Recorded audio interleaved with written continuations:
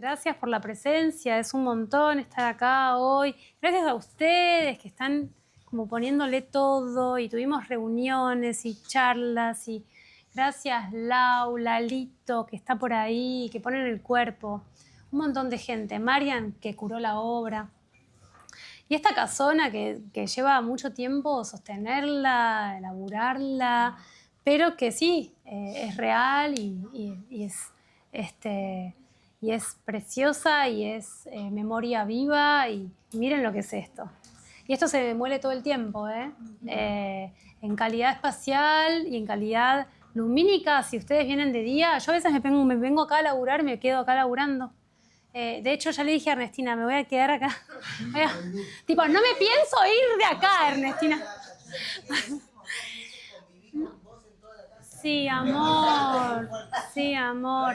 No, y además, y además podés experimentar lo que es habitar un espacio. Pero por eso lo que decís de la luz es increíble, como no hace frío, no hace, o sea, la temperatura y la luz están totalmente absolutamente pensadas. Y eso que estamos en un lugar, en un cruce de calles que está transitado, y vos decís, bueno, es un quilombo, no, en realidad se genera un microclima, digamos, toda la expansión detrás es un Edén, es un oasis en la ciudad que afecta directamente al ánimo y al ánima, digo, es al alma, que es la psique.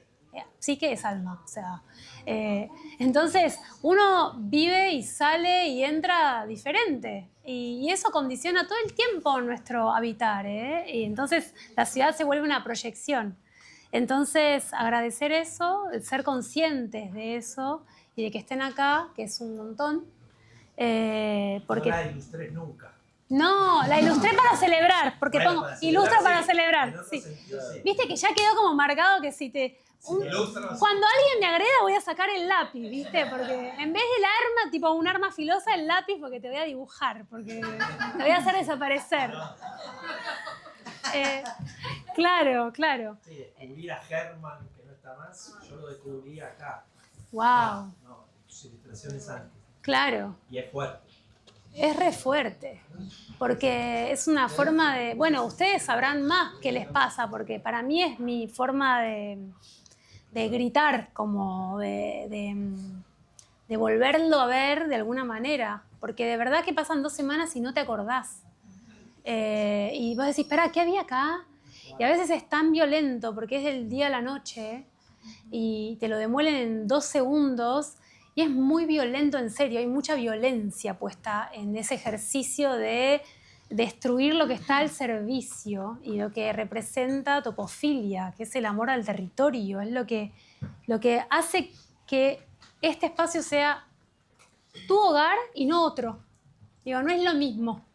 Entonces, en ese sentido, es muy valioso que estén acá porque tiene que ver con también una toma de conciencia al respecto.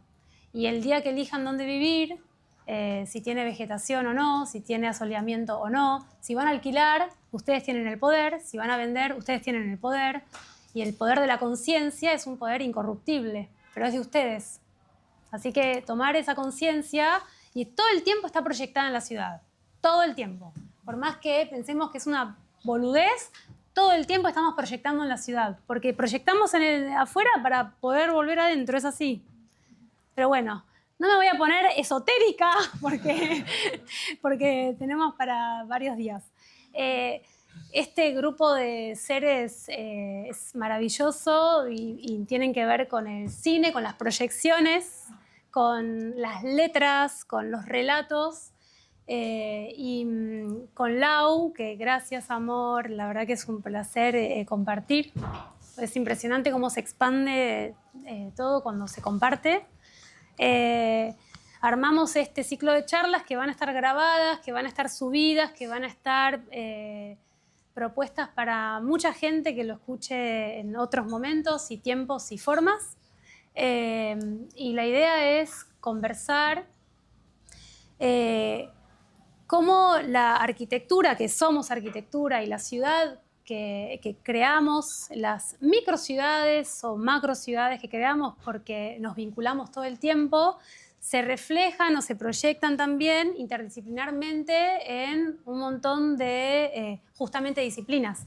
Hoy por ahí más enfocadas a los relatos, a los documentales, al cine, a la literatura, ¿no? Bueno, al documental y todo lo que pueda surgir en función de cómo nos va impactando sutil y directamente, porque hay cosas que nos bajan más lento.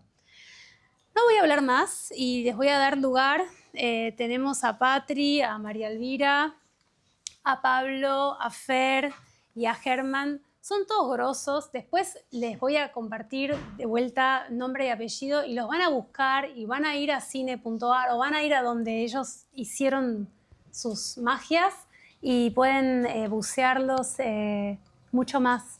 Bueno, Fer también, Pablo también tiene libros. O sea, no es solo visual cine, ya lo dirán. Les paso la palabra. ¿Quieren ir en orden? Así como quieren compartir. Vos ya hablaste.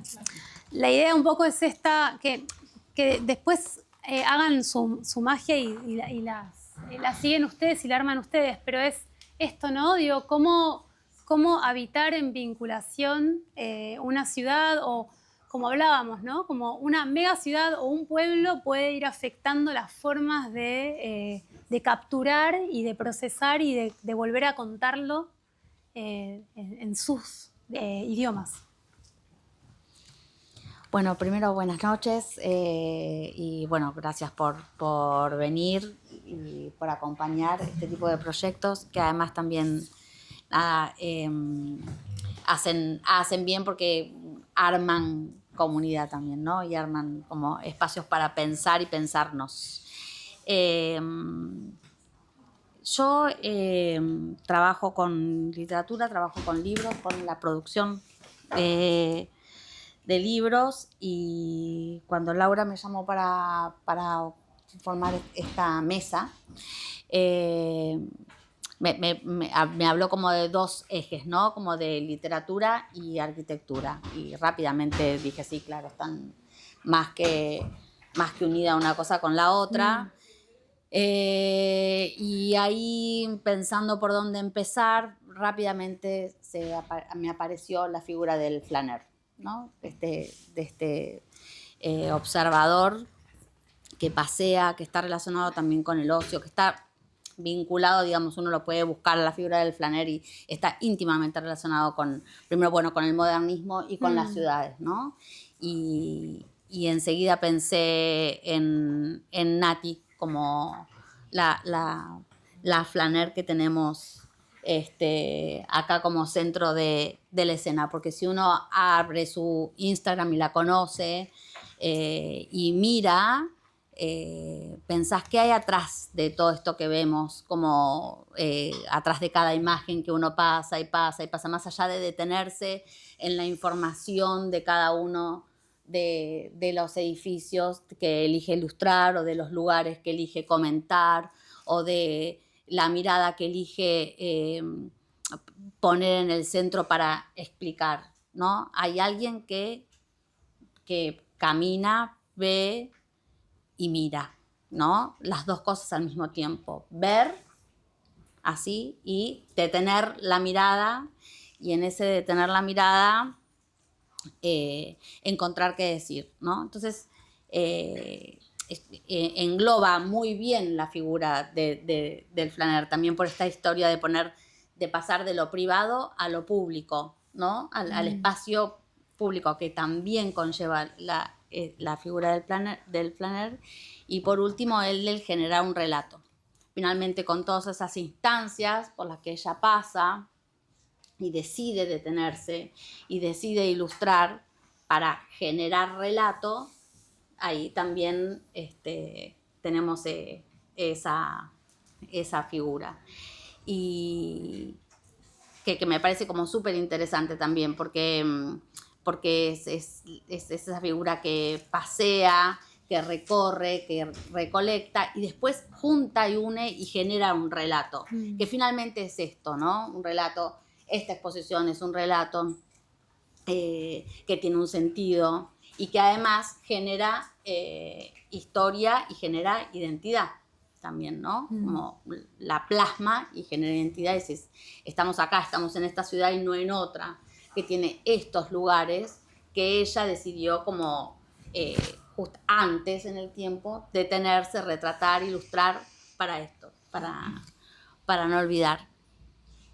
Y a su vez también los que estamos como del otro lado, aparecemos como espectadores de este recorrido, que puede ser como sin plan o no plan. Yo te iba a preguntar, como, no sé, de repente salís a caminar por la ciudad, ves si te detenés, o a veces también que le llega información de otros lados, entonces ella va y también es el lugar del registro para que se sostenga. Entonces, digo, esta cosa como intermedia donde pareciese que hay un plan predeterminado, pero a su vez no, ¿no? De esa idea cuando uno ve su producción, hay como esa idea de que de repente le aparece esto, ¿no? Que quiere decir, retratar, marcar y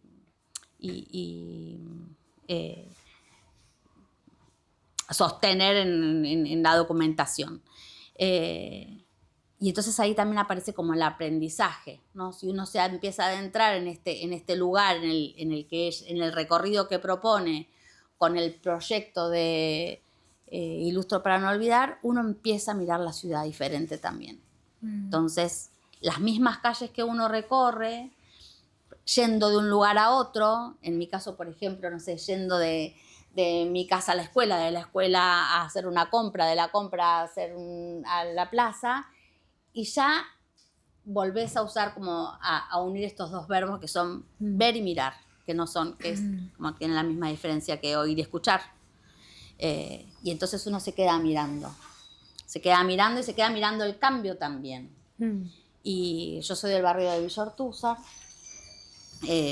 vivo ahí hace 10 años y los cambios empiezan a notarse. Y lo más fuerte también con este relato que uno ya tiene, porque vio el progresivo, porque asiste al relato, tiene esa historia, esa narrativa, y uno la va generando también con su propia mirada. Entonces a veces hasta te anticipás, decís, ves los carteles de venta, y abajo del cartel de venta dice terreno de tantos metros, y decís, listo, ya está, esta casa que hay acá atrás no se vende para que viva otra familia. Y ves el cartel de venta, ves una casa que te parece hermosa y decís, cagado. Bueno, más o menos, sí. Como que pasa así, decís, hoy sí. Esto. Sí, y de repente pasás y a los pocos días, nada. Y esto que es rapidísimo, la velocidad con la que desaparecen las casas. Y aparece, que es muy fuerte también, el recorte y la huella de la casa en las paredes de alrededor de ese edificio. Y entonces acá también a mí me aparece la idea del relato. Y uno inmediatamente puede empezar si te quedás en esa misma idea de ver y mirar, empezás a mirar esas paredes que quedan vacías, esas huellas, y claramente se ve qué hubo ahí, ¿no? También, digamos, en esa casa que se derrumbó, en esas paredes que quedan pegadas a las medianeras, ¿no? Entonces dices, esto era un cuarto de baño, porque están los azulejos todavía. Y pensás, bueno, yo un poco melodramática pienso, no sé cuántas personas habrán llorado en este baño. O hace poco me pasó que también en una esquina pelada había una pared claramente pintada de otro color. Yo dije, este era un cuarto de un adolescente, pensé, porque era un color como violeta. Entonces dije, quizás se tuvo que pelear con su mamá o no. ¿Cómo fue la decisión de este color tan singular? Y aparecen ahí los relatos de las huellas de las casas que ya no son. Y como que lo íntimo queda expuesto también, Lo íntimo queda expuesto. Y a eso iba también, como de repente, esta figura del flaner. Se ven las bombachas de las casas. También. Digo, Sí. que claramente es público, porque camina por las calles y ve lo público. De repente nos empezamos a convertir en pequeños flaners que asistimos a la intimidad de esas casas que ya no son, y podemos como descubrir todas esas historias ahí como un poco suspendidas en ese tiempo que ya no está y en ese espacio que tampoco está. Y esto, para terminar, me ayuda a anclar con otro, que tenía algunas cosas para leer, pero no me va a dar para leer, pero segunda ronda. En estos dos ejes que tienen que ver con arquitectura y literatura, digamos, la idea de que la arquitectura está como también súper imbrincada y metida en la idea de construir una historia.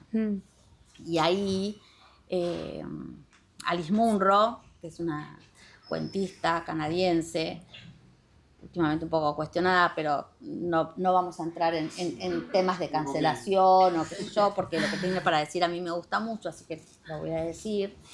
Ella decía que y sobre todo ahora que hay como mucha biografía o libros que se hablan de cómo escribir, ¿no? A mí me gustó mucho uno de Almeida, que es una cordobesa que no da instrucciones, sino que habla más de sentimientos, porque tenía unos párrafos para leer de ella, pero ella dice que ella siente que hay, sin querer ser como muy binarista, como dos tipos de cuentos, ¿no? Y que hay que pensar siempre que a todos los relatos por algún lugar se entra. Una puerta. Todos los relatos tienen un lugar por el cual entrar. Y que una vez que se entra, ya estamos ahí, no estamos en otro lugar, estamos en ese lugar. Entonces se entra y hay que saber describir ese lugar, y que también es importante pensar en que ese lugar tiene ventanas, porque hay que poder salirse desde el lugar en donde uno entró, mirar un poco qué pasa por afuera y volver a entrar, hacer el recorrido, que algunos cuentos tienen puertas por donde salir y otros no, otros te dejan ahí. Pero otra cosa muy linda que a mí me gusta, como lo dice, es que hay esos cuentos en los que uno entra y sabe qué hay, con qué se encuentra, como esos departamentos donde uno entra o esas casas donde entras y no tienes que preguntar dónde está el baño, porque enseguida la misma distribución te dice, está acá. Y están esos otros cuentos que tienen cuartos escondidos que no se sabe qué tienen, y los que tenés que preguntar en dónde está el baño, porque no se sabe. ¡Ay, me encanta! Un viaje. ¡Qué genial! Bueno, buenas noches. Me llamo Pablo Chernov. Antes que nada, te quiero agradecer, Nati. María Elvira. Habló recién, cosas muy interesantes sobre la ciudad y literatura. Gracias, Nati, por la convocatoria. Bueno, yo soy productor de cine y docente. También me gusta escribir.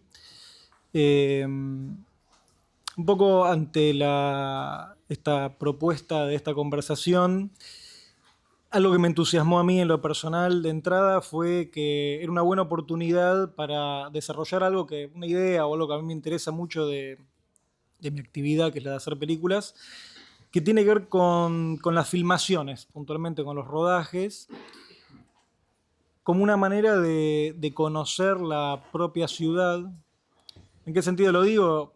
En el de que uno se mueve por ciertas zonas. Entonces está la casa, el trabajo, la facultad, amigos, familias, pero nunca se abarca la ciudad completa, obviamente, menos una ciudad grande como Buenos Aires. Pero las filmaciones, la idea de ir a una locación a rodar una escena, nos permite crear estas nuevas cartografías o mapas o recorridos, si quieren, por la propia ciudad y descubrir. Y es algo que yo le estoy muy agradecido a mi trabajo. Y en línea con eso, y tiene un poco que ver con lo que cuenta María Elvira de esta idea de ver que... Yo también me detengo a ver eso de los azulejos, los diferentes, esa especie de collage involuntario que se da en una casa demolida, como algo que está detonado, pero que tiene, ¿no? Es como una autopsia de una casa, es como ver un cuerpo. Hay algo ahí medio como espectacular. Pero a mí lo que me interesa en ese sentido es, si querés, el momento previo, cuando el cuerpo está vivo todavía, y uno puede llevar adelante un ejercicio medio de voyeur de entrar a una casa o un departamento o a una institución a filmar. En ese sentido, el cine es como la mejor excusa posible porque te abren la puerta. Sí, vení. A veces porque uno paga un alquiler, obviamente, para filmar la película, pero es una gran llave, ¿bien? Y entonces, seguramente que a todos nos ha pasado de ver una casa de afuera y fantasear cómo será por dentro. Y hacer películas es una manera, no digo que es la única, tal vez si uno es policía también puede ingresar a muchas casas, pero bueno, no es mi caso. Por suerte, mejor, sí. Hagamos pelis. A través que no sea un ejercicio de violencia. Así que eso un poco me servía para esto, traer un poco esta idea. Y en relación a eso escribí un texto breve, espero que no sea muy aburrido, pero que tiene que ver un poco con qué me pasa a mí, digamos, ante ciertas locaciones, ante ciertos rodajes, así que si no les molesta se los voy a leer. Es breve. Denme un segundo porque No lo nos traje molesta impreso. y lo deseamos. No sé si tanto, pero bueno. Bueno, vas a ver que lo vamos a ver. Espero que lo vayan vamos a deseando, desear. digamos, como lo Vamos a terminé ir de leer. deseando. Son 2 textos breves. Leo el primero. Dice: pienso en rodajes pequeños de películas que no quedaron en la historia. Recuerdo un cortometraje donde las locaciones eran especialmente importantes y diversas. Había escenas a filmar en Buenos Aires desde un departamento en Cani, Guatemala, que era el de mi abuela, pasando por zonas fabriles deshabitadas de Parque Patricios, llegando incluso hasta el Puerto de Olivos. Sucedió algo en ese cortometraje que filmamos en el joven post de la crisis 2001, donde se veía una Buenos Aires fabril y febril también, muy golpeada, que recién empezaba a recuperarse. Todavía estaban cerca los años 90 y era fácil ver las marcas de la crisis. Los autos que usaban los personajes. Me acuerdo de un Ford Sierra azul que circulaba en la película. Uno de los actores, un hombre ya grande, antes de filmar una escena, besó la estrella de David dorada que colgaba de su cuello. Era igual a la que tenía mi abuelo Raúl, fallecido en 1997. Cuando lo vi hacer ese movimiento, ese gesto, vi a mi abuelo. Su cuerpo, el del actor, parecía castigado. Lo asocié con una víctima de la dictadura, un sobreviviente. En ese contexto post-2001, filmando en aquel barrio de enormes galpones cerrados, se me juntaron en una sola imagen varias cicatrices formando un palimpsesto. Y el catalizador de esa sensación fueron las locaciones fabriles que yo no conocía, pero con las cuales me conecté en ese otro nivel y esa filmación me ayudó a descubrirlas. Leo el segundo. Buenísimo. Mis padres se conocieron trabajando en el servicio de psicopatología del hospital israelita. En el mismo hospital trabajaron también mis abuelos maternos.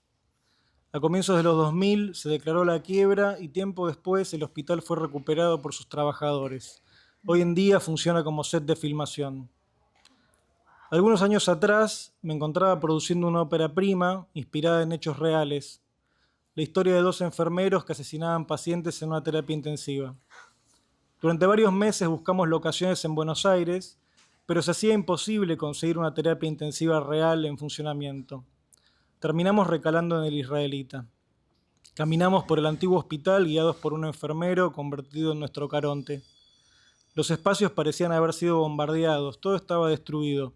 Era una imagen triste y algo aterradora. Un tren fantasma detenido en el tiempo.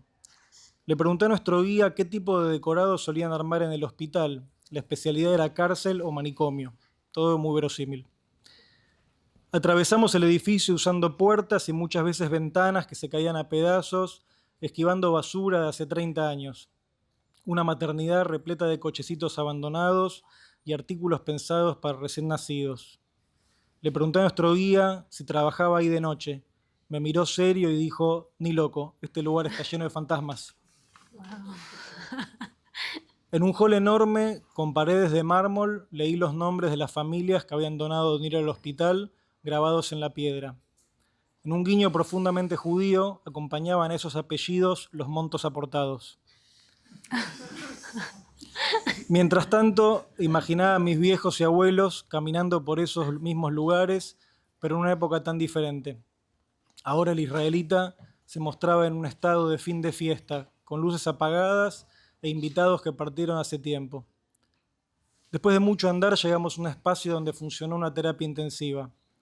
En ese momento llevaba casi 20 años clausurada y tapiada. Nadie sabía qué había dentro. Era una tumba egipcia.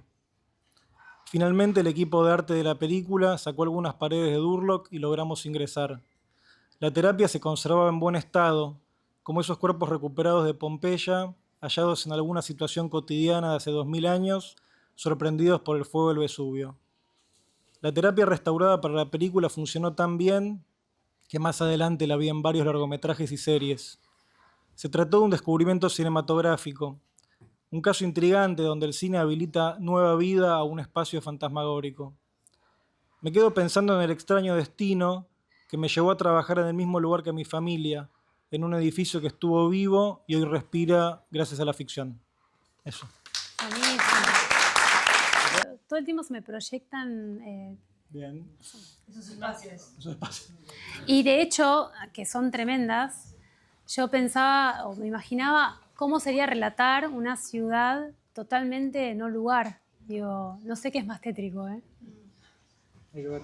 Digo, ¿cómo describís una no ciudad, no? Sí. Gracias. A ustedes. Un country, quizás. Un country, claro. ¿Cómo describir un country? Arranqué así. Qué raro hablar y que no sabe, no se proyecte, Yo ¿no? ya me Como- acostumbré, pero sí. Es como de Fingí juguete. demencia, Fer. ¿Cómo? Fingí demencia. Hago como, bueno, hola, ¿cómo están? Rarísimo, pero bueno. Mi nombre es ¿cómo? Mi nombre es Fernando Krapp. Bueno, gracias por invitarme acá. Un placer. Son Un todos placer. unos grosos. Después, Claro, yo la no sé, entrevisté a vuelvo, Natalia. porque- Nos conocimos en una entrevista. conocimos Yo soy entre- periodista, guionista. Sí. Una de las notas más preciosas, quiero Bueno, muchas decirte, gracias. porque supiste leer. No, bueno, también la entrevistada era como, tenía mucho para decir, convengamos, ¿no? Era como... Pero a mí me cuesta hablar igual un poco. Pero bueno, nada, con Pablo escribimos un libro juntos, que es sobre Martín Rechman, que se Sí. llama Esto, es solo una película, iba a decir, esto no es una película, iba a decir. Es solo una película, y bueno, con Herman fui guionista de su última película, así que bueno. Es la que estoy se estrena rodeado, ahora en Malva. que es la que se estrena ahora en el que Malva. ya me, Herman va a me lo hablar. recontragendé. Sí, Sí. se llama LS83, Herman va a decir sus palabras, no quiero adelantarme. Sí. Bueno, y vos acabás de mostrar en el Malva el amo del jardín. claro, esto es como una especie de publicidad. No, pero sí, posta, no. Es un chivo total. Ustedes piénsenlo como que les están Claro, brindando bueno, un bien a las personas. Perfecto, digo. sí. Se estrenó una película mía, se llama El amo del jardín, Tremenda, ¿eh? que es hermosa. sobre A vos te va a encantar, Marian. un paisajista japonés, a vos, soy paisajista japonés que diseñó el jardín japonés de Buenos Aires. Y Yo lo bueno, vi, vaya. vos la viste, vayan, perfecto. Él es el director. Yo soy el director. Bueno, gracias por este aplauso. Bueno, muchas gracias. Sí, pero Que la si vean yo les primero, digo que claro, son sí, grosos, quizás les son parece grosos. una porquería. La película, primero el libro me parece que tiene mucho que ver con Buenos Aires, porque bueno, Martín Rechman es un tipo que renovó, forma parte de la renovación del cine argentino y donde me parece que la ciudad de Buenos Aires aparece con mucha fuerza en esa camada. Con Pablo estuvimos 6 años para escribir este libro. Mucho tiempo, Un sí. montón. Y es interesante porque pensaba recién cuando vos decías lo del flaner, porque fue un libro que se escribió caminando por la ciudad de Buenos Aires, ¿no? Como nos juntábamos a escribir y lo último que hacíamos era tipear, sino caminábamos y hablábamos y pensábamos. Y después nos juntábamos con Martín, lo entrevistábamos, desgrabábamos, salíamos a caminar y fue como un libro que se hizo así, ¿no? Como medio de caminata. Claro, y Martín es un gran flaner y tiene mucho que ver con esta búsqueda de locaciones que dice Pablo. La película esta que estrené ahora, la del Malva, que se llama El amo del jardín, es sobre el jardín japonés de Buenos Aires, donde hay una cuestión medio ilustre para olvidar, porque Sí. el jardín japonés de Buenos Aires no es lo que ustedes ven cuando van. Yasui Nomata, junto con la colectividad japonesa, diseñó un jardín zen que tuvo una construcción muy penosa y muy larga durante muchos años, que se hizo a través de aportes dentro de la colectividad japonesa. Y la idea era como, con el jardín, brindar una especie de homenaje o una especie de agradecimiento a la Argentina por haber recibido a la colectividad, ¿no? Tuvo varias fundaciones. En la década de los 80 hubo un conflicto interno dentro de la asociación japonesa, un conflicto con la embajada, y hubo un cambio en las dirigencias, y en la comienzo de la década del 90, el jardín, con una nueva dirigencia de la asociación y bueno, con una fundación que se armó tipo ONG, cambiaron el diseño, ¿no? Entonces, me parece que se vincula mucho con tu proyecto, ¿no? ¿Será Digo, un ilustro para no olvidar? yo creo que lo es, ¿no? Digo, uno va a ese jardín, que es otra cosa, y en realidad está una especie de situación medio fantasmática con un jardín que dejó de estar. Y lo que ve en realidad es un parque de diversiones, ¿no? Porque hay una grulla que vuela, te venden souvenirs, bueno, hay un montón de... Te venden viajes a Japón, es como todo rarísimo. Claro, e Inomata lo último que quería era justamente eso, era básicamente tener un jardín zen, ¿no? Que igual siempre hablando con Cecilia Onaja, quizás algunos de ustedes la conozcan, que es una historiadora muy importante dentro de la colectividad japonesa, ella siempre plantea esta idea de que, bueno, el jardín se hizo con cierta idiosincrasia japonesa, muy zen, y entró en las arenas de la hibridación, de la identidad porteña y demás, y adquirió ciertas formas distintas, ¿no? Claro, entonces locales. Entonces, ese cambio que hubo de decir, bueno, cobramos entrada y una entrada alta, y se convirtió en una especie de negocio, también surgió porque el jardín no se podía sostener solo. Entonces, viste, la cuestión interna sigue siendo, un poco lo habíamos hablado en la entrevista con la que charlamos aquella vez, ¿no?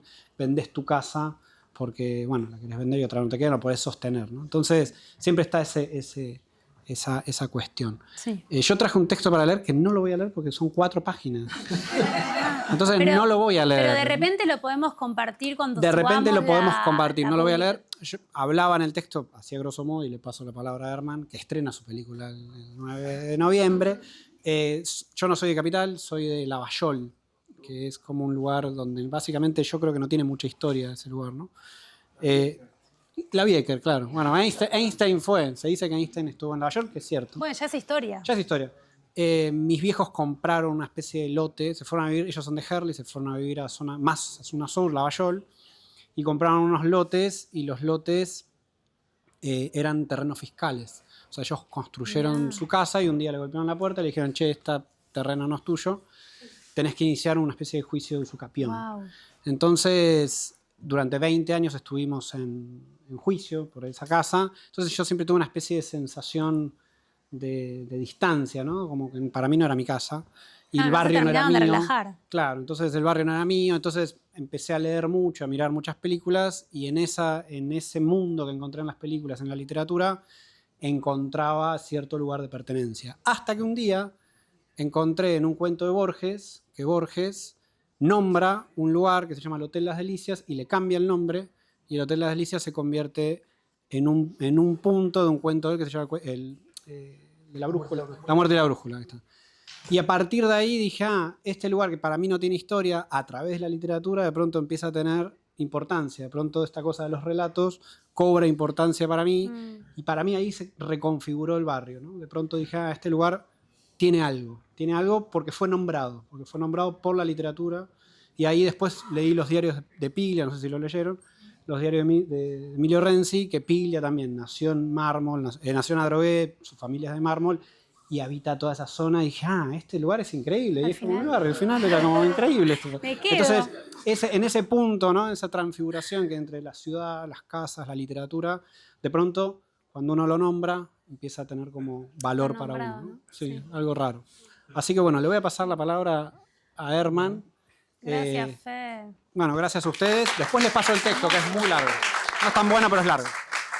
Bueno, de vuelta entonces yo también, gracias por la invitación. Un placer estar acá, la verdad. Gracias. No voy a leer, me anoté algunas cosas simplemente como un punteo sobre las cosas que decir, pero tiene que ver bastante con todo lo que se dijo. Bueno, yo soy documentalista y en general en mis documentales aparece mucho la ciudad. Y en el primero, digamos, que hice, trata sobre la época de Semana Trágica, en enero de 1919. Una de las dificultades que en general suceden cuando uno hace documentales sobre hechos del pasado es, bueno, ¿qué imágenes tengo para usar? Y en este caso no había prácticamente ninguna fílmica, sí había algunas fotos. Entonces, bueno, uno apela a los recursos que, bueno, como vimos en este bello corto que vimos recién, de por ahí ir a los lugares donde acontecieron los hechos con alguna foto y ver esas diferencias, no de espacios. Y me acuerdo, por ejemplo, que una cosa que estaba casi intacta era una foto de la boca del subte A en el Congreso, y uno ve esa foto y uno va hoy, es bastante parecido. Y bueno, y esas modificaciones de los lugares todos los lugares tienen una carga simbólica. Y una de las cosas que había hecho yo en ese momento, en ese documental, es ir a las casas donde había vivido la gente que había sido secuestrada y luego asesinada y filmar las fachadas. Entonces, claro, depende de lo que había en ese espacio, en ese lugar hoy en día, era la sensación completamente distinta. En algunos lugares la casa estaba tal cual, la misma fachada, porque se había mantenido ese edificio. En otros momentos había un edificio nuevo, en otros momentos había un baldío. Entonces, claro, escuchando la historia de lo que había pasado en ese lugar y viendo ese espacio, las sensaciones eran, digamos, completamente distintas. Y después en otros documentales, ahí ya un poco más recientes, en general sobre la época de los 60, de los 70, ahí sí hay material fílmico. Uno fue con material fílmico familiar. Toda la película está hecha con material fílmico de familias, y ahí también uno empieza a ver, el archivo fílmico tiene algo muy particular, que tiene una capacidad de evocación que es increíble. Uno ve esas imágenes en movimiento del pasado y hay algo que se siente como transportado a esos espacios y a esos lugares donde tal vez uno vivió alguna experiencia particular. Yo muchas veces lo relaciono con la música, ¿no? Una vez escucha una canción e inmediatamente, ¡pum!, se fue a ese lugar donde la escuchó alguna vez y tuvo alguna experiencia particular. Y ahí, bueno, también se veían cosas de la ciudad que ya no están. Por ejemplo, un policía en una esquina, parado en una garita, dirigiendo el tránsito, ¿no? Las calles, digamos, las avenidas están, Libertador, Santa Fe, Corrientes, pero la cantidad de autos es muy llamativa, digamos, son muchísimos menos autos. Y bueno, todas esas situaciones siempre generan sensaciones diversas. Y en el último documental, que se estrena el 9 de noviembre... ¿A qué hora? Porque nos falta la hora. El domingo en el Malva a las 6 de la tarde. Bien. Es un documental que el guión lo hicimos juntos con Fernando. Y también es una película que está hecha completamente con archivo fílmico. En este caso es con el archivo del Canal 9, el noticiero de Canal 9, registrado entre 1973 y 1983, que es el periodo en el que el canal fue estatal. El canal originalmente había sido de Alejandro Romay, y en el 73 expropian todos los canales y, bueno, pasa a manos del Estado. Hasta el año 84, en realidad, que Romay, a través de un juicio que le había iniciado al Estado, vuelve a obtener la posesión del canal. En los años 90 el canal se vende y muda las locaciones ¿de dónde? Geli 3378. Bueno, es una dirección, son espacios. ¡Ay, te amo! Los pasajes Geli son espacios que uno recuerda y que uno los tiene como muy presentes. Claro, y entonces cuando mudan Escúchame. todo, desde Geli 3378, todas las instalaciones quedan en un sótano abandonadas estas latas del noticiero. Porque claro, no eran de Romay porque habían sido del Estado en esa época. Bueno, ahí es donde aparece el Museo del Cine, recupera ese material, lo lleva a unas bodegas que están muy bien conservadas en el museo. Y cuando yo estaba haciendo el documental anterior sobre las películas familiares, me encontré con todas esas latas, cantidades increíbles de latas. Wow. Y cuando empecé a ver algunas de las que ya estaban digitalizadas, claro, es algo hipnótico, no podía parar de ver porque era de alguna manera la época de cuando yo era chico. Y ahí fue cuando empezamos a trabajar con Fer, qué hacer con todo este material, porque algo había que hacer. Y en el medio aparece un texto, un libro en realidad, de Martín Cohen, que se llama Me Acuerdo. Y es es casi un género literario hoy en día, porque el primero lo escribió Joe Brainerd, que era un norteamericano. Es simplemente una enumeración. Me acuerdo de, todas cuestiones de cuando eran chicos. Y luego lo toma Perec y cuenta su infancia en la Francia ocupada, en los años de posguerra, en los años de guerra. En realidad, él estuvo en los años de posguerra en París. Y luego Martín Cohen en los años de los 70, digamos que fue donde transcurrió su infancia. Y la forma en que él recuerda esos lugares y sus amigos tienen que ver mucho con esos espacios. Y ahora sí voy a leer un pedacito. No te olvides del micrófono que se amplifica. ¿Qué? Claro, Amplifica. amplifica mucho. Él cuando quiere nombrar a sus amigos, lo dice de esta manera. Los chicos de la cuadra, porque en ese momento, que también hay una diferencia con el presente, ¿no? Para un chico, la ciudad en ese momento en realidad era el barrio, y más que el barrio eran las manzanas, digamos, ¿no? Los espacios cercanos a la casa de uno. Entonces él, cuando se acuerda de sus amigos, dice: los chicos de la cuadra eran Hernán Pablo y Hernán del fondo, Hernán de al lado, Martín de enfrente, Mariano y Diego de enfrente, Luisito de la vuelta.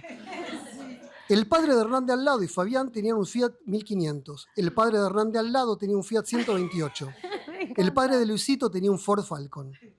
La hermana de Hernán de al lado se llamaba Eleonora. La hermana de Luisito de la vuelta se llamaba Ana Paula.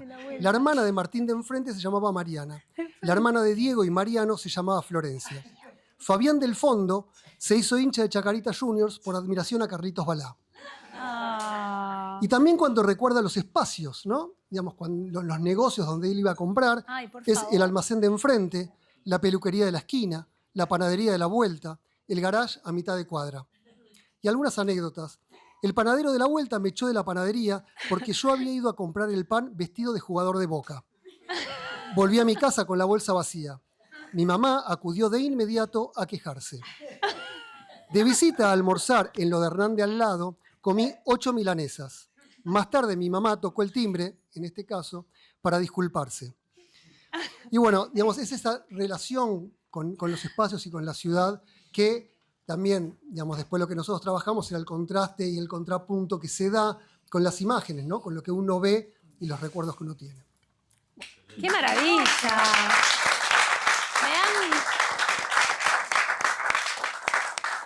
Yo quería decir una cosita de la peli, que cuando trabajamos con Herman y surgió la idea de mezclar estos recuerdos de Coan con el texto, con las imágenes, tuvimos esa idea, él empezó a hacer las pruebas y fue yo trabajé para varios directores y directoras y también, bueno, hice mis películas, pero cuando vi que él juntó estas dos cosas y surgió, fue como mágico, fue como un momento, dije, no solo hay una película, sino que es algo increíble, como se confluyen las dos cosas y apareció de pronto ahí toda la película, sí, Wow, pero sí, pero la combinación de porque vos lees el texto que está bueno, pero cuando lo ves con las imágenes es una cosa increíble, sí. Pero es sí. magnético, ¿eh?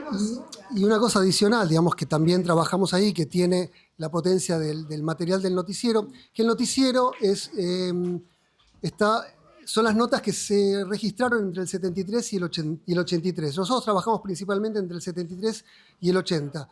Y claro, es una época, a partir del 76, digamos, de mucho horror. Sí. Pero a la vez es la época en la que uno era chico y vivía y salía a la calle y estaba en esos espacios.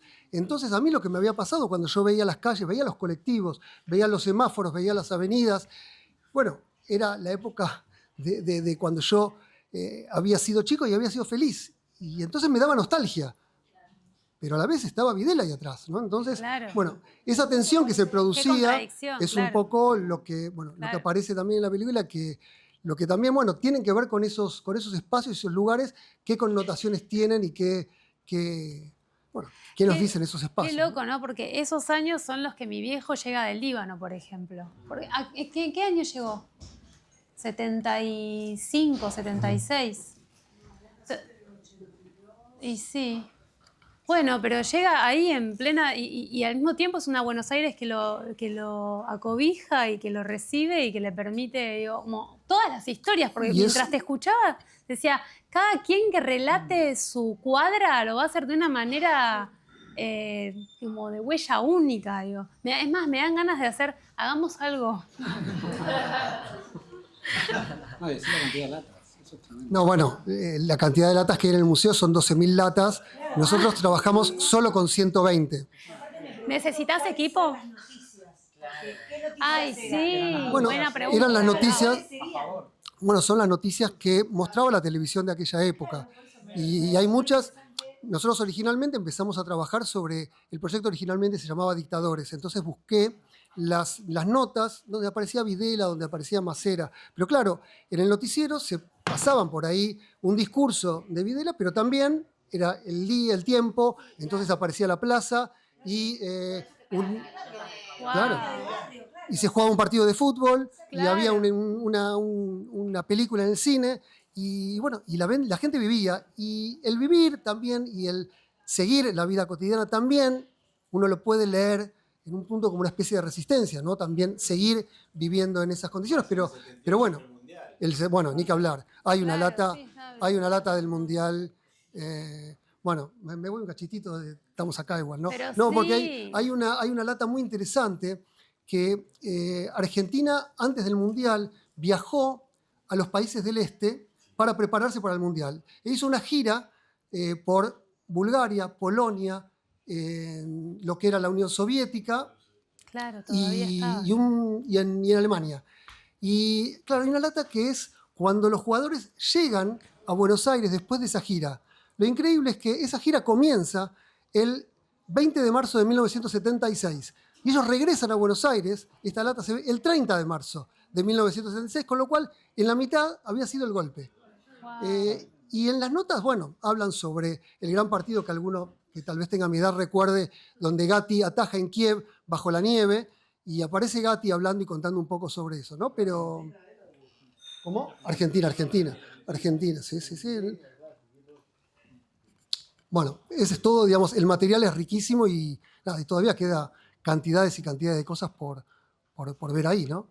Los periodistas, digamos, como los mismos periodistas que estaban en el 73, siguen estando del 76 al 83 y muchos de ellos, parece por ejemplo con mucha presencia Corso Gómez, que después hasta fue diputado. Pero bueno, aparece la ciudad en todo. Ay, sí, En todo, sí, exactamente. que el- ¿Cómo fue el proceso del cambio? LS83, que eran las siglas del Canal 9, ¿no? Perdón, o sea, vos empezaste a ver las latas con una idea. Sí. Hasta que me encontré con Fernando Krapp. Y, ¿qué? Cuando te encontrás con Fernando Krapp, No, vimos el Pasan material, cosas. lo que pasa es que vimos mucho material, porque uno empieza a ver ese material del Canal 9 y es como, nada, es hipnótico. O sea, uno no puede parar y no puede Claro, parar y no puede sí. parar y no puede parar. Y todo lo que aparece siempre... No, ese es otro tema muy importante porque el material es tan fílmico y está en muy malas condiciones. Y para ver ese material hay que hacer un trabajo bastante arduo, que eso lo hace la gente del Museo del Cine, pero además cuesta mucho dinero. Entonces, bueno, a través de... presentamos la película al Inca y en ese momento el Inca nos posibilitó ciertos fondos para poder digitalizar ese material. Y bueno, entonces ahí sí, una vez que se digitalizó el material, lo veíamos en una moviola, bueno, luego originalmente una moviola, después se digitalizó, pero bueno, sí, era todo un trabajo... ¿Tienen memoria del trabajo hecho? ¿Tienen ¿Cómo? una memoria hecha del trabajo también? Porque digo, Sí, un guión. sí, claro, además escribimos del un guión, como porque todo, digamos, todo esto no está en la película, digitalizar, no sé, digamos, todo este No, no. trabajo, No, la iba, en algún momento iba a estar. Estaba diciendo la chica, ¿no? Claro, bueno, es que en un momento habíamos... En un momento lo habíamos pensado, porque ahí hay un trabajo muy importante de los archivistas, de la gente que trabaja, del trabajo manual y artesanal, que es abrir una lata, encontrarse que por ahí está en condiciones con vinagre, hay que empezar a limpiarlas, pegarlas, y bueno, íbamos a registrar un todo poco, eso lo que lo pasa que después... filman. No, Pero hay que registrar era una todo opción. eso. Era una opción. Pero no, mira, nosotros usamos 120 latas, hay 12.000. Con lo cual, imagínate que hay alguien que tenga ganas que... Gente por nacer también. También. Wow, yo creo que acá se está gestando unas semillas. ¿No? No, es que el material es tan rico que da para muchas cosas. La verdad es que da para muchas cosas. Y ahora entonces está en manos de, no está en manos de Santa María, No, está en manos del Museo del Cine. ¿no? El Museo del Cine, está bien. No, Claro, no, pero no. si no se rescataban, yo veo un paralelismo ahí en el desvalor. Digo, ¿dónde está puesto el valor? ¿No? Porque siempre hay como una desestima. No, habría que profundizar un poco más, porque también es interdisciplinar la desestima. Del valor que siempre ponemos fuera, ¿no? Como nuestra historia no es tan importante, o es medio joven todavía, o no es tan antigua, o no se toma tan en serio. Digo, todo lo interesante siempre pasa afuera, cuando en realidad... Sí, y eso también pasa mucho en lo personal. A mí me pasó en el documental anterior, que lo hice todo con archivos familiares. Claro, yo iba a la gente a pedirle. Yo originalmente había ido al museo a buscar este material, pero no había. Y entonces, claro, yo empecé a pedir a gente, digamos, que me dé sus Super 8, sus 16 milímetros en algunos casos que tenían. Y lo que me decían era, no, ese material lo tiré en una mudanza, ¿para qué lo quiero? No. Y de golpe, claro, por ahí al tiempo me llamaban. Claro, bueno, Sí. increíble. Entonces me llamaban al tiempo, Uchi, ¿sabes qué? Encontré unos rollos Super 8, no sé lo que tienen. Te los doy, por favor, cuidámelos mucho. Claro, porque ahí empezaba la importancia, ¿qué puede tener ese material, ¿no? Cuando hicimos la primera charla, se habló mucho, surgió la pregunta de, a partir del patrimonio, de pensarse, etcétera, de decir, bueno, ¿quiénes somos? ¿Quiénes somos como cultura? A lo largo de las charlas vinieron 2 personas que vinieron a hablar, que son del pueblo Nación Querandí, para contar un poco qué pasaba acá antes de que esto sea esto, ¿no? Entonces, de pensarnos un poco, también como que la charla sea, que todos nos pensemos quiénes somos culturalmente, porque también hay una cosa muy potente de añorar algo. ¿Qué había antes, no? ¿Y por qué lo añoro? ¿Lo añoro porque es viejo? ¿Por qué lo añoro, no? Yo acabo de llegar de Japón, estuve un mes en Japón. Y algo que me llamó mucho la atención de una ciudad como Tokio, Kioto no, en Kioto no lo vi, en Kioto es distinto, Kioto era la capital de Japón antes, pero la arquitectura no es importante, o sea, es importante, pero no tiene ese valor patrimonial. Es algo que se derrumba todo el tiempo y se vuelve a construir. Y la única explicación que yo encuentro en eso es que ellos saben perfectamente quiénes son y cuál es su cultura, porque eso se ve todo el tiempo en el aire que respirás. No importa tanto el edificio, ¿no? Importa estar recontra claro, porque en cada centímetro del espacio vos sabés que ahí está, o sea, que ahí está la cultura japonesa atravesando todo, ¿no? Que es algo que también de lo que habla el paisajista en su documental. Entonces creo que la pregunta más fuerte de todos es qué ciudad queremos, quiénes somos y cómo nos pensamos como cultura, ¿no? El tema igual en Japón hay como un gran archivo audiovisual y una filmoteca grande, que es un poco lo que falta acá. Es muy importante la Claro. foto para... Pablo produjo un documental sobre Fernando Martín Peña, que es un historiador y que tiene, bueno, su archivo. Si querés comentar algo sobre esa película, te doy el micrófono. Bueno, gracias. No, primero, antes que eso, me quedaba pensando un poco lo que contaba Herman, pues yo seguí bastante cerca del proceso de exdictadores, y me acuerdo que... No, vos me recomendaste a mí, a él. Creo que sí, de hecho. Está la cadenita. No, porque habíamos colaborado en tu película anterior. Pablo también colaboró con... Y me acuerdo que uno de los productores de LS83, que es Gabriel Kameniecki, con quien yo hice una película, otro tema, me acuerdo que me había contado esta historia de haber ido al Museo del Cine y ver las pilas de latas y que decían Macera, Videla, qué sé yo, y bueno, una escena que está en la película, ¿no? que es 16 milímetros color, parece, que está Macera recorriendo como una especie de barraca, digamos, con soldados. Galtieri, perdón. Y están todos morfando, qué sé yo, y viene y le dice, está rica la comida, soldado, no sé qué cosa, y los tipos están ahí, qué sé yo. Y me habían contado solo ese plano. Pero dije, acá hay algo interesante, qué sé yo, y bueno, eventualmente se hizo la película, yo la vi en la Fisi, se la recomiendo también. Eso. Y respecto a lo que comenta Fer, la película que protagonizada por Fernando Peña, no sé si lo conocen. Fernando es un coleccionista y docente, programa el Cine El Malva desde que existe. Es un... Si existe la topofilia, en el caso de Fernando yo diría que es celuloidefilia, ni siquiera es cinefilia, es como el objeto celuloide. Qué Es un adicto, perdido, y de hecho tiene una casa modificada para hacer un depósito de películas. Él vive rodeado de películas. Y 2 gatos. Y es una película de Enrique Bellande, dirigida por Enrique, que es un retrato de Peña. Y él viene, digamos, llevando adelante un combate cuerpo a cuerpo por una cinemateca y por preservar el material.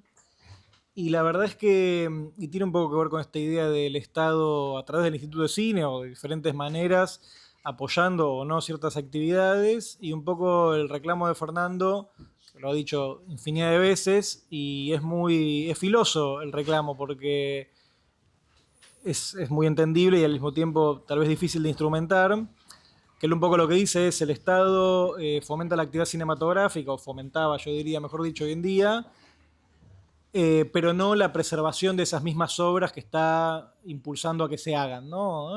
¿Qué quiero decir con esto? Que uno va a filmar una película y hay subsidios, digamos, hay incentivos, como en todo el mundo, para hacer cine, no tanto para conservarlo, digamos. Si bien el Inca tiene una cinemateca y te obliga, de hecho, a entregar una copia, falta un poco una estructura, y bueno, termina siendo gente como Peña y otros, obviamente, que son más bien coleccionistas privados, digamos, que tienen en su casa, como el caso de Fernando, miles de películas en diferentes soportes, porque el fílmico no es solamente 35 milímetros, hay, bueno, Super 8, 8 milímetros, 16, Super 16. Incluso Peña tiene una colección muy importante de un formato que no existe más hace 90 años, que es el 9,5, que es un poco más que Super 8, un poco menos que 16 milímetros. Pensemos que estamos hablando como de la tangente de un fotograma, ¿no? Pero bueno, Fernando viene, Peña digo, laburando un poco estos asuntos desde siempre. Siempre fue un coleccionista y siempre, nada, en cada función que hacíamos de La vida oscura de esta película y en las funciones que él hace como proyectorista, siempre sale el tema a colación de cómo se conserva el fílmico. Estaba pensando una cosa que decía Herman antes sobre el material del Mundial del 78. Hace un tiempo había visto una película de un cineasta australiano, pero que vivió mucho tiempo acá en Argentina. La película, la verdad, no era gran cosa, hay que decirlo, no importa cuál es, pero tenía un material de los 70s en Argentina muy impresionante, por cómo se veía, muy increíble. Sí, esa película. Y claro, eran archivos europeos, digo, que mandaban un corresponsal, filmaban el fílmico, se llevaban el material, lo tienen, no sé, la BBC o el que sea.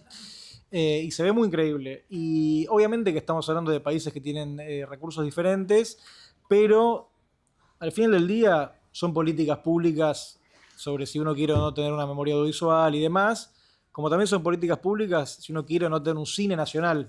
Esto para mí es digo, volviendo un poco al tema de Inca, que es me atraviesa bastante, nos atraviesa, y entonces, bueno, a mí eso me parece interesante, ¿no? Porque es como que los países, en algún sentido, están diciendo, ¿queremos tener cine, sí o no? No es que está bien o que está mal, son decisiones, digamos, ¿no? Yo a veces pienso, no sé, por ejemplo, Noruega, un país que claramente no es pobre. ¿Cuántas películas noruegas vemos? No hay muchas películas noruegas, o sea, ahí sí hay, tal vez son más locales, es decir, son países que tal vez dijeron, che, ¿queremos tener un cine noruego? No, mejor sigamos haciendo lo que sea que hacen, digamos, ¿no? Y acá, en Argentina, quiero decir, existe legislación cinematográfica hace casi 90 años. Lo cual para mí es interesante. Digo, el Instituto de Cine es de la década del 60, es viejo. Digo, pensando en la región, quiero decir, ¿no? Digo, por ejemplo, Proimágenes, que es el Instituto de Cine, el equivalente del Inca de Colombia, se fundó en el año 2000, si no recuerdo mal. O sea, es algo bastante nuevo. O por ahí, fines de los 90. Y el Inca es del 68, si no recuerdo mal. Pero bueno, hay algo, yo creo, con la actividad cinematográfica en particular, donde, bueno, se dan estos descubrimientos como el que hizo Herman azarosamente, ¿no? En el Museo del Cine, donde hay una desconexión, yo diría, entre el fomento de una actividad y la preservación de la misma. Porque, bueno, el cine tiene sus particularidades, sus costos también, obviamente, y todo lo que tiene que ver con el mundo de las copias y las restauraciones y demás es un universo, digamos, ¿no? Como desde digitalizar fílmico, un poco lo que contaba Herman con el S83. Bueno, eso también tiene un espectro amplio. ¿Dónde se digitaliza? ¿En qué calidad? ¿Con qué máquina? No es que hay una sola forma de hacerlo. Incluso si uno ve una película en un cine acá y después se va a verlo en otro cine allá, en otro lugar y así, es la misma película, pero se ve diferente. No así con un libro, digo, si yo leo este libro en cualquier lado se va a ver igual. Pero las películas tienen otras características técnicas desde su realización, proyección y manutención y materialidad, que bueno, eso, son inherentes, ¿no? A esa materia. Pero bueno, es interesante para mí una película como la de Herman porque, bueno, rescata un poco esta idea de de ver la vida cotidiana. Yo la vi en el Bafisi, pero de vuelta la pueden ver domingo 9. Nos vemos el domingo en el Malva, ¿no? Vayan. Como que estamos quedando en Él es Malva 83. Nada, interesante esta idea como de ver esa vida cotidiana. Cuando Herman me hablaba de la película y con Fer también lo hablábamos, a mí me hacía recordar mucho a una película de Garlo Kosarinsky, un cineasta argentino, pero que vivió mucho tiempo en Francia. Una película que se llama La guerra de un solo hombre, una película del año 80, 81, que es material de archivo de Francia durante la ocupación nazi, pero vida cotidiana, y una voz en off, que son unos textos de Junger, que no me acuerdo de qué libro eran, los diarios de Junger. Y había una idea parecida, ¿no? Porque en algún punto, cuando uno recupera, digamos, etapas de la historia que no vivió, siempre estamos viendo, ¿no? En algún sentido, la superficie, a menos que seamos historiadores o digo, gente muy de ese palo. Si no, estamos viendo eso, incluso si uno piensa en el material de la dictadura, por ahí, no sé, se acuerda de Videla diciendo están desaparecidos, no están no sé qué cosa, como si fueran los grandes éxitos en algún punto de ese material. Y cuando yo vi la película, era muy interesante ver otras cosas, como otra, no quiero decir humanidad, porque no viene el caso, pero sí otros aspectos de cómo se vivía ese presente, que incluso esta nostalgia culpógena de Herman es interesante también, porque, bueno, por ahí la pasó bien como un chico, y digamos, ¿no? Pero retrospectivamente hay como otra lectura de eso. Y todo También, esto... perdón, Sí, sí, sí. ¿no? Pero también como otra inocencia. Porque Total, al sí, ser sí. chico es otra vivencia, básicamente. Y otro recorte Claro. también Claro. de lo que vos estás viendo, ¿no? Sí, pero así todo hay algo muy particular, que cuando Martín Cohen, que es un escritor que trabajó mucho en la época de la dictadura, cuando él escribe sus recuerdos, no aparece.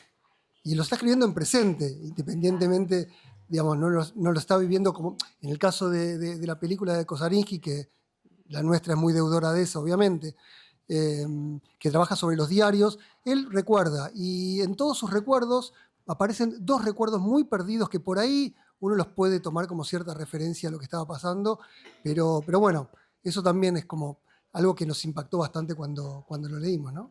Bueno, pero también tiene que ver con esta idea de que el recurso con el que se recuerda, que es el de la descripción, que también puede ser como eso, ¿no? Como la mera descripción y el enlistar cosas sucesivamente, que después quizás cuando uno las mira todas juntas las puede historizar y puede ir encontrando cosas. Pero Cuando uno lee, claro, siempre claro, aparece. la lectura después, pero en principio es esto, como recuerdo que, y lo que vos leías tiene que ver con esto, con un poco, ¿no? Con ese recurso de enlistar y de meramente de escribir, ¿no? Igual siempre aparece algo más, digamos, nada es inocente, digamos, ningún recurso es inocente. No, los cortes de luz. Seguramente te recordás de infancia los cortes de luz repentinos en el barrio. Que después de grande dijiste, esos cortes de luz tenían que ver con esto otro. Wow, claro. Yo me acuerdo de eso. Si yo vivía cerca del albergue Warnes y de repente se cortaba la luz. Wow. Y de repente se escuchaba la sirena en la calle. Tremendo. De grande dije, Claro. Pero sirve para unir diferentes formas de relato y documento y entonces vas volviendo a la memoria, que es un poco, ¿no? Digo, ¿cómo volvés a la memoria para decidir hoy y mañana, ¿no? Me gustaría, sí, Fer. No, quería decir que cuando estábamos escribiendo el guión o pensando la película, porque ahí quizás uno va a ver esta película y dice guionista, aparezco yo y los textos son de Cohen. Decía, no escribió el guión, Fernando. No. Cuando estábamos pensando la película, el trabajo mío era como, bueno, ayudarlo a Herman a descartar ideas, ¿no? Entonces aparecían ideas de esto, de intervenir el material, de entrevistar gente que opinara sobre el material, o poner a la gente a trabajar en las moviolas y demás. Y todo el tiempo Herman decía, sí, pero no, sí, pero no, sí, pero no. Entonces había que volver como a cierta cosa básica, ¿no? Que es algo que dice un director que se llama Kapadia, Asif Kapadia, que dice que es un tipo que trabaja mucho con archivo, hizo la película de Maradona, y él dice como que mira el material y siente y anota. Es decir, ¿qué te pasa a vos cuando ves este material? Esto que decía Está Herman, bueno eso, de en que relación a la siente música. primero, Claro. o sea, le corre la mente. Y dice, bueno, primero qué me pasa Está a mí, buenísimo. cómo lo siento yo. Entonces Herman me decía esto de a él, Ahí de hay que lo datos. que sentía era nostalgia, y a mí me pasaba que yo nací en el 83, o sea, no viví la época. Entonces lo que me parecía increíble era ver a los dictadores en la calle, tipo, haciendo su vida, ¿no? Siempre, esto que dijo Tremendo, Pablo, sueltitos. siempre los ves en cada época interpreta la dictadura, digamos, en los 90, desde el cine, quiero decir, ¿no? Se interpretó en los 90 de determinada manera, siempre fue un gran relato, en 1985 grandes relatos, Garage Olimpo, qué sé yo, pero siempre hay como una opinión desde el presente, desde la democracia sobre esa época, ¿no? Entonces de pronto era como a mí me pasaba eso, de, che, pero esta gente caminaba por la calle, yo nunca lo había visto caminar por la calle, siempre había visto el editado. Entonces era como increíble eso, más los descartes, ¿no? Los descartes de cámara. Las cosas que los camarógrafos filmaban por afuera, detalles de la ciudad, y era increíble ver esa otra parte sin esa opinión o sin esa interpretación de cada época de la democracia. Está bueno ver cómo quien reconstruye el relato, al final somos quienes estamos actuando conscientemente, porque después... No, y los paralelismos, ¿no? Porque después ¿quién guarda los films? O sea, ¿quién guarda? Mirá, es todo privado, digo. Al final, digo, hay algo para mí, hay el Museo algo del Cine ahí... no, el Museo del Cine Museo del depende de Cine. la ciudad. Bueno, y ahí, está digamos, bien. hay que también decirlo, trabaja, la directora del museo es Paula Félix Didier, que digamos, es muy capaz, trabaja muchísimo y realmente el laburo que están haciendo ahí con el poquísimo presupuesto que tienen es realmente increíble. Y porque hay personas comprometidas, Sí. consustanciadas. Que estaría bueno que eso suceda en todas las áreas. Yo tenía ganas de preguntarle claro. a la gente... A pasarles este micrófono fabuloso. si tienen ganas de compartir o de detenerse en algo, también, porque no, somos medio yonkis nosotros, nos quedamos. Claro, sí, nos quedamos. Pero para que participen o que es de ustedes también esto, Si intercambio quieren hacer abierto. una pregunta, opinión, o un vinito. Un vino. Estamos bien. ¿Vos querés decir? Un vino. Un vinito. Bueno, Quiero Nachito. aprovechar. Lo tiro y nos cerramos. No tire nada. Muy breve. Más que nada Chao. está la realizadora del corto, que no hablaste, pero hablaste con tu película, en realidad, hermosa, que vimos. Pero me quedo con dos cosas. Una, que la mencionaste, esto que mágico que ocurre en los documentales, que lo que está fuera del libreto termina siendo lo mejor capaz del documental, esto de que apareció la dueña de la casa y les abrió ese espacio y Sí. les modificó la idea. Pero después hay una toma que no sé, la directora o el equipo de realización, que la tienen a Natalia arrinconada con dos carros hidrantes y es muy simétrica, ¿no? La toma, y en el medio solita Con el árbol, lo que quedó del defendiéndote con tus lápices y hojas, y es como, para mí es muy simbólica, es muy fuerte, ¿no? Porque acorralados, ¿no? Por la ciudad, pero bueno, el arte de alguna manera nos libera, ¿no? No sé, esa imagen, no sé bueno. si probablemente, porque esos camiones estaban ahí probablemente de casualidad, pero cómo la retrataron, me pareció, bueno, felicitarlos por el trabajo. Gracias, Nachito. Viendo Canal 9, hermoso edificio del Molido, estaba en México. Hay que ilustrarlo. Una hermosa, que Sí. está en muy buen estado. Sí. Todavía no llegaba la protección de APH está ahí. Entonces, Wow. Qué realmente delirio. hay un edificio muy feo ahora. Encima, Sí. como suele suceder. Bueno, volviendo a lo que decís de ese plano fue muy celebrado porque en realidad no fue para nada buscado, pero estábamos ahí, teníamos que encuadrar y yo como que no tenía mucho el control del encuadre cuando estaba delante de cámara, entonces cuando estaba detrás, porque vieron que es un documental interactivo con entrevistas y yo tengo que estar ahí poniéndole el cuerpo, pero en las demás escenas, cuando yo estaba detrás, como que tenía como más el control creativo del encuadre, y la vimos a Nati ahí entre esos camiones hidrantes, que encima hay cierta simetría, y como que se dio, y dijimos, este es el plano, y lo grabamos así, o sea, pero sí, es muy simbólico, y la ves a Nati ahí luciéndose, prestando el servicio, ilustrando, y estamos muy contentos justamente con ese plano, y me encanta que lo hayas notado. Sí, es impactante. Un laburazo. Fue un placer. Bueno, agradecimiento absoluto, gratitud, todo valor acá. Y me alegra que Roma nos esté... sí. Y, recordame. Gianna. Esto, creo que todo el tiempo es semillero y acción de pequeños pulsares para el despertar y para poder ver desde otro lugar o aspecto, ¿no? Como creo que interactuar después de que nos convertimos en personas, ¿no? Como caretas, personajes, personas que van a estudiar algo y medio como que el hígado se olvida del corazón, pero en realidad estamos todos reconectados, ¿viste? Porque si el corazón dice no, el resto queda un poco colgado.